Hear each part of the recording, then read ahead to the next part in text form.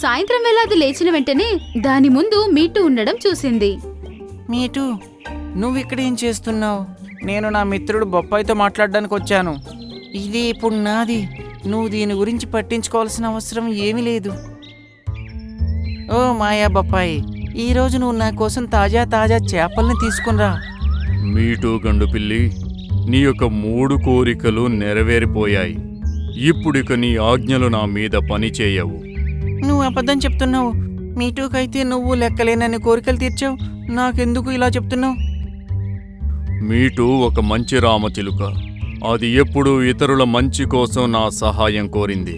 అందువల్లే నేను దాని యొక్క ప్రతి కోరిక తీర్చాను.